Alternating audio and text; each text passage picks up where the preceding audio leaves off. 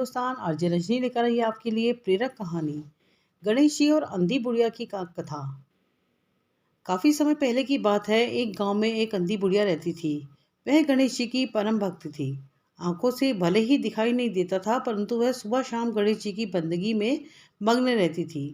नित्य गणेश जी की प्रतिमा के आगे बैठकर उनकी स्तुति करती, भजन गाती व समाधि में लीन रहती। गणेश जी बुढ़िया की भक्ति से काफी प्रसन्न हुए। उन्होंने सोचा, यह बुढ़िया नित्य हमारा स्मरण करती है, परंतु बदले में कभी कुछ नहीं मांगती। भक्ति का फल तो उसे मिलना ही चाहिए। ऐसा सोचकर गणेश जी एक दिन बुढ़िया के सम्मुख प्रकट हुए तथा बोले, माई, तुम हमारी सच्ची भक्त हो। जिस श्रद्धा व विश्वास से हमारा स्मरण करती हो, हम उससे प्रसन्न हैं। अतः तुम जो वरदान चाहो हमसे मांग सकती हो। बुढ़िया बोली, प्रभु, मैं तो आपकी भक्ति प्रेम भाव से करती हूँ। मांगने को तो मैंने कभी कुछ सोचा ही नहीं, अतः मुझे कुछ नहीं चाहिए। गणेश जी पुनः बोले, हम वरदान देने के लिए आए हैं। बुढ़िया बोली, हे सर्वेश्वर, मुझे मांगना तो नहीं आता। अगर आप कहें तो मैं कल मांग लूँगी। तब तक मैं अपने बेटे व बहू से भी सलाह मशवरा कर लूँगी। गणेश जी कल आने का वादा करके वापस लौट गए। बुढ़िया का एक पुत्र व बहू थे। बुढ़िया ने सारी बात उन्हें बताकर सलाह मांगी। बेटा बोला, माँ, तुम गणेश जी से ढेरों सारा पैसा मांग लो, हमारी गरीबी दूर हो जाएगी, सब सुख चैन से रहेंगे।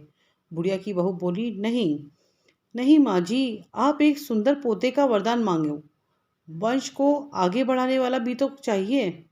बुढ़िया बेटे और बहू की बातें सुनकर असमंजस में पड़ गई। उसने सोचा, यह दोनों अपने अपने मतलब की बातें कर रहे हैं। बुढ़िया ने पड़ोसियों से सलाह लेने का मन बनाया। पड़ोसन ने भी नेक दिल की थी।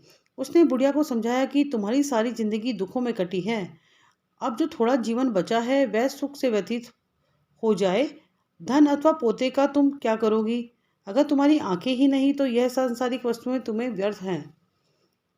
अतः तुम अपने लिए दोनों आंखें मांग लो। बुढ़िया घर लौट आई और बुढ़िया सोच में पड़ गई कि अब मैं क्या करूं।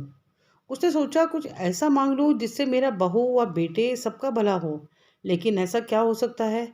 इसी उधेड़-बुन में सारा दिन व्यतीत हो गया। बुढ़िया अभी कुछ मांगने का मन बनाती तो कभी कुछ, परंतु कुछ भी निर्धारित नहीं कर पा रही थी। दूसरे दिन गणेश जी पुनः प्रकट हुए तथा बोले, माँ जी, आप जो भी मांगेंगे वह हमारी कृपा से हो जाएगा, वह हमारा वचन है। गणेश जी के वचन सुनकर बुढ़िया बोली, हे गणराज, यदि आप मुझसे प्रसन्न हैं तो कृपया मुझे मन इच्छित वर दीजिए। मैं अपने पोते को सोने के गिलास में दूध पीते देखना चाहती हूँ। बुढ़िया की बातें सुनकर गणेश जी को उसकी सादगी व सरलता पर मुस्कुरा दिए। बोले, तुमने तो मुझे ठग ही लिया।